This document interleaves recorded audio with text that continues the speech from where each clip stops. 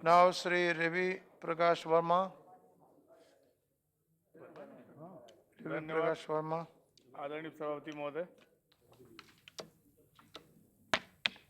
बहुत ही महत्वपूर्ण juvenile justice care and protection of children bill 2015 इस पर आज चर्चा की जा रही है और अभी माननीय मंत्री महोदया ने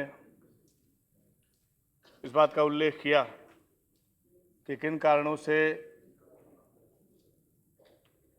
ये परिस्थितियां बनी हैं कि ये कानून बनाने की जरूरत, अमेंडमेंट करने की जरूरत आ रही है और लगता है कि इसके सार्थक परिणाम आएंगे।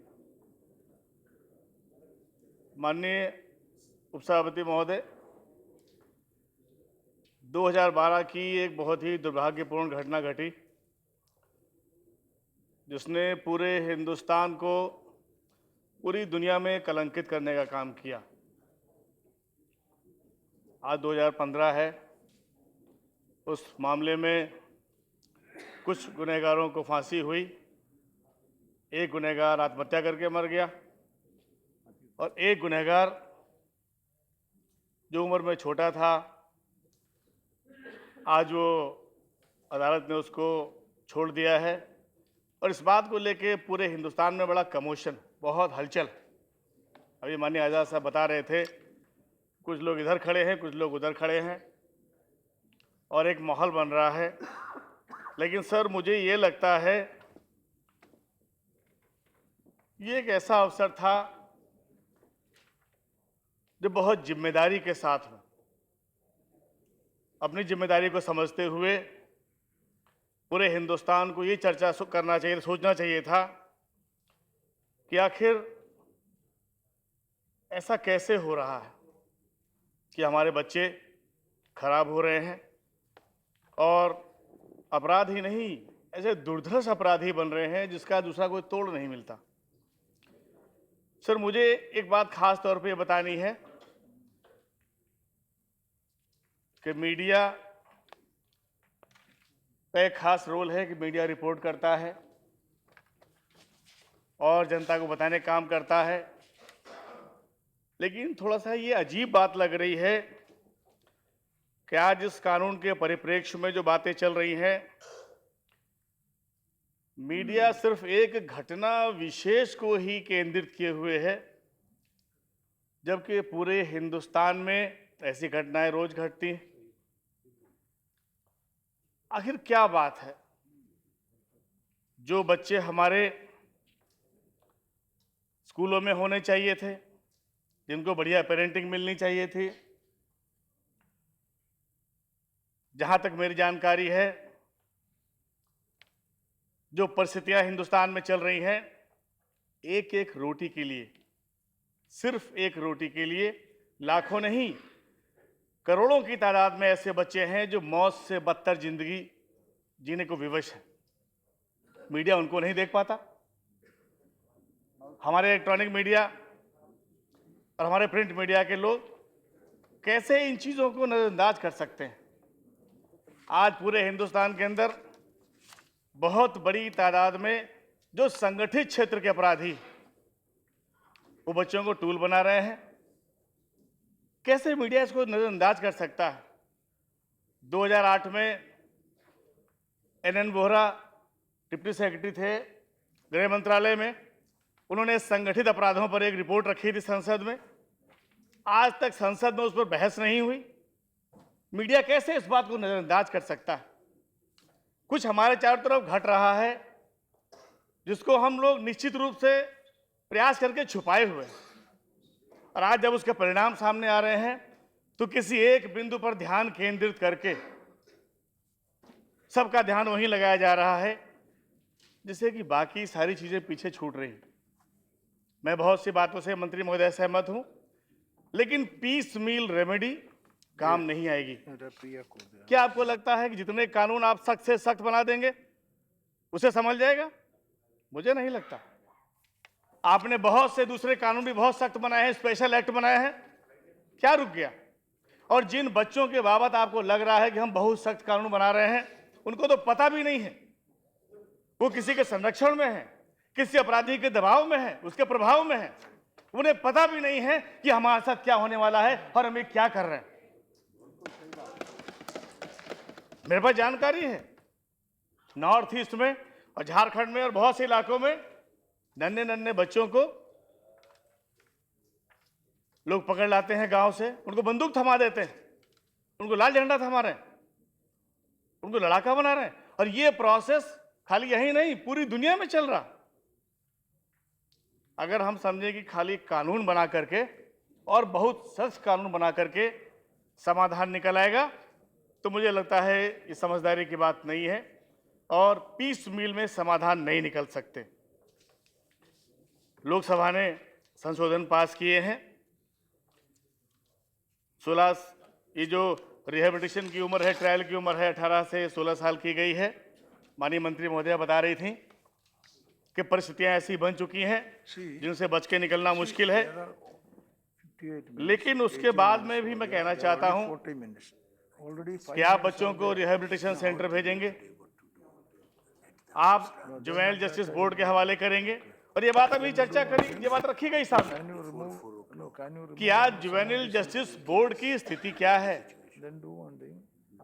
क्या इस देश के सभी जिलों में या जहां पर ज्यादा घनी आबादी है, जहां अपराधियों की तादाद बढ़ रही है, जुवेनाइल जस्टिस बोर्ड कायदे से बन चुके हैं? मुझे शंका है। और जिस तरीके से रिहेबिलिटेशन सेंटर की बात आ रही है, पूर्ववर्ती वक्ता हमारे इस बात को बता रहे थे कि बहुत बुरी हालत है। आपने भी स्वीकार किया है कि आपके पास में जो रिहेबिलिटेशन का प्रोसेस है उसमें आप अंतर नहीं कर सकते। चोरी के अपराधी भी वहीं रखे जाते हैं, बच्चे बलात्कार के अपराधी भी वहीं रखे जाते हैं। और आपने भी स्वीकार किया कि कम उम्र के जो आतंकवादी हैं, राष्ट्र विरोधी हैं, उनको भी वहीं रखा जा रहा। तो जब एक ही जगह पर उनको रखा जाना है तो आप क्या उम्मीद करते हैं? कुछ अपराधी है, कुछ बच्चे अपराधी ऐसे हैं, बाल अपराधी, जिनका वैचारिक आधार पुख्ता है। कुछ बच्चे हैं जो वैचारिक आधार से उतना पुख्ता नहीं है। तो स्कूलिंग तो उनकी हो रही है। आपने स्वीकार किया कि जो बच्चे यहां चोरी के केस में पकड़े गए थे वो रिहेबिलिटेशन सेंटर में रखे रहे, तो आज वो अंतर्राष्ट्रीय संगठन आईएस के लिए काम कर रहे हैं, करने चाहते हैं, करने जा रहे हैं, या कश्मीर में मिलिटेंसी बढ़ाने जा रहे हैं। तो समाधान तो वहां भी नहीं।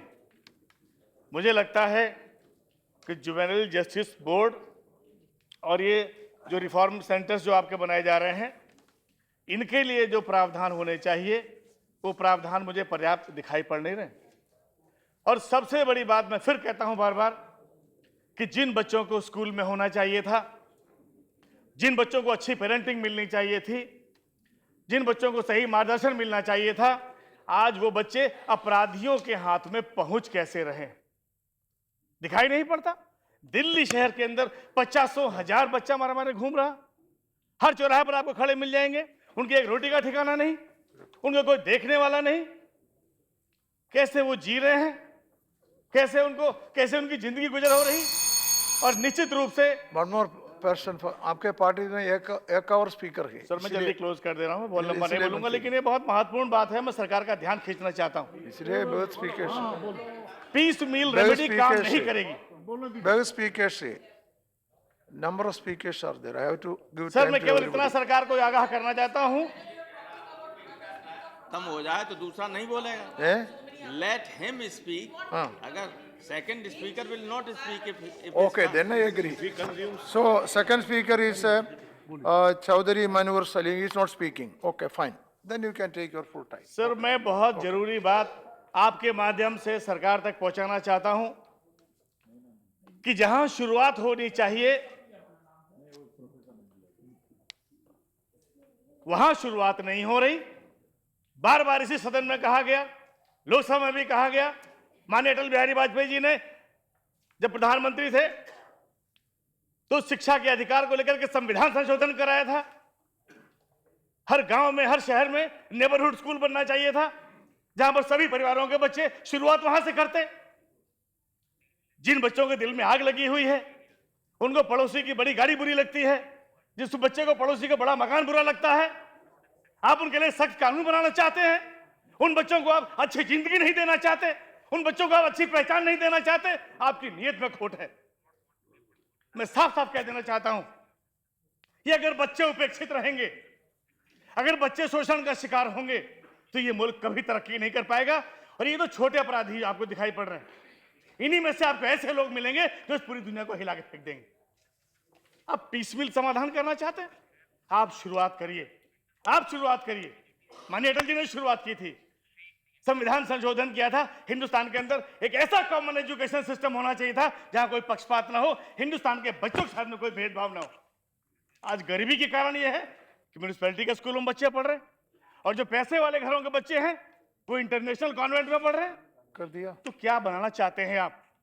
फिर ये बात भी कही जा रही है कि जो संपन्न घरों के बच्चे हैं वो सामान्यतः अपराध नहीं करते, और जो गरीब घरों के बच्चे हैं वो अपराध करते हैं। ये नजरिया अच्छा नहीं है, ये हिंदुस्तान के लिए नजरिया अच्छा नहीं। मैं साफ साफ कह देना चाहता हूं कि आज आपके पास में बुनियादी व्यवस्थाओं की कमी है। आपके पास में जो रिहेबिलिटेशन सेंटर्स हैं वो पर्याप्त नहीं है, उनके अंदर व्यवस्था पर्याप्त नहीं है। 2000 रुपए प्रति बच्चा भारत सरकार खर्च कर रही। मैं बधाई देना चाहता हूं उत्तर प्रदेश की सरकार को, उन्होंने 4000 रुपया, माननीय अखिलेश यादव जी ने 4000 रुपया प्रति बच्चा प्रति महीना खर्च करने का प्रावधान किया है। इतने में काम चलेगा? आप पैसा भी नहीं खर्च करना चाहते, आप व्यवस्था भी नहीं बनाना चाहते, आप संतुष्ट हो जाना चाहते हैं कि हमने रिमांड होम बना दिए हैं, बच्चे वहां 21 साल की उम्र तक रहेंगे और कुछ सीखेंगे, उसके बाद अपने पैरों पर उठ के निकलेंगे। कैसे सीखेंगे? उनके दिल में आग जल रही, उन्हें कोई रास्ता बता रहा है, उन्हें कोई गलत रास्ते पर ले चलने के लिए प्रेरित कर रहा है, और कोई उनको सहारा दे रहा। आपने भी स्वीकार किया कि बच्चा थाने में पहुंच रहा है और कहता है कि मैं फला गुनाह करके आया हूं, मुझे जुवेनाइल जस्टिस सेंटर में भेज दीजिए। आज पुलिस के पास में लगता है कि हम कितने बच्चे भेजेंगे, वो उससे बच के जाना चाहते हैं। तो पीस मील रेमेडी काम करने वाली नहीं है, पीस मील रेमेडी काम करने वाली नहीं है। ये केवल मैं आपके माध्यम से इस बात को कह देना चाहता हूं। एक चीज और कि सामाजिक स्तर पर जो सपना हिंदुस्तान लेके चला था राजनीतिक तौर पर कि हम सब बराबर होंगे, सामाजिक स्तर पर उस सपने का अनुपालन नहीं हो पाया। आज भी लोग बराबर नहीं। मैं फिर कह चुका हूं कि गरीबी और अमीरी के बीच का जो भेद बढ़ रहा है, जो अंतर बढ़ रहा है, उससे हिंदुस्तान के अंदर समाज में बहुत विकृतियां पैदा हो रही। क्या इन चीजों को आप नजरअंदाज कर देंगे? अभी कुछ दिन पहले यहां संविधान पर बहस हो रही थी। उसी संविधान पर जो हमारे सबके लिए एक जीवन जीने का रास्ता है, बताता है। और सच्चाई तो यह है कि संविधान का नाम लेकर के हम लोग आगे बढ़ते हुए भी इस मुल्क के अंदर और बच्चों से भी पक्षपात कर रहे हैं, महिलाओं से भी पक्षपात कर रहे हैं। मैं साफ साफ कह देना चाहता हूं, इस मुल्क के अंदर जब तक महिलाएं और बच्चे उपेक्षित रहेंगे, जब तक वो दोयम दर्जे और सोयम दर्जे के लिहाज से गिने जाने जाएंगे, तब तक कभी तरक्की नहीं आएगी और हार्मनी और पीस भी नहीं आएगी। खाली पीस मील से समाधान नहीं निकल सकता। लेकिन मैं फिर इस बात को इंदराज करना चाहता हूं कि माननीय मंत्री महोदया की चिंता जायज है। सच्चाई तो यह है कि मीडिया इस तरीके से मार्केटिंग कर रहा है कि जैसे ये कानून सख्त होते ही निर्भया को न्याय मिल जाएगा, जो लड़का बरी हो गया उसको फांसी चढ़ा दी जाएगी। मुझे हैरत है मंत्री माननीय उपसभापति महोदय कि कैसे इस चीज को मीडिया के माध्यम से प्रमोट किया जा रहा। दुनिया जानती है कि ये कानून रेट्रोस्पेक्टिव नहीं होते, लेकिन उसके बावजूद भी एक भाव बनाया जा रहा है कि ये कानून सख्त होने के बाद में निर्भया को न्याय मिल जाएगा। न्याय मिलेगा, जैसा कि माननीय पूर्व वक्ता बता रहे थे कि उसकी मां जो संघर्ष कर रही है कि कोई नई निर्भया पैदा ना हो, वहां स्थिति आएगी।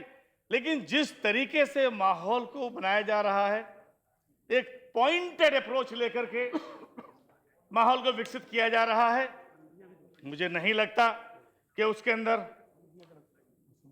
कोई बहुत सब्सटेंशियल बात निकल सामने आने वाली है। मैं एक छोटी सी बात और कह देना चाहता हूं। हालांकि जो यूएन चार्टर है चाइल्ड राइट्स पर, हिंदुस्तान उसका सिग्नेटरी है, 18 साल तक बच्चों को संरक्षण देने के लिए हम लोग संकल्पबद्ध रहे हैं, लेकिन उसके बावजूद भी जो हालात हैं, उन हालात को देख करके ही संशोधन किया जाना लाजमी है। लेकिन मैं एक बात कह देना चाहता हूं कि आईपीसी में और भी जो बहुत से क्राइम हैं, खास स्पेशली जो पॉस्को के प्रावधान हैं, वो डाइल्यूट ना होने पाए। जरा इस चीज़ को आप देखते रहिएगा, क्योंकि जब एज ट्रायल की एज कम की जा रही है तो कहीं ना कहीं उससे इन्फ्लुएंस मिलता है बाकी अपराधियों के लिए भी, बल्कि जो ट्रायल करने वाली एजेंसियां हैं उनके लिए, पुलिस के लिए खास तौर पर, वहां पर जहां मैनिपुलेशन ज़्यादा होता है।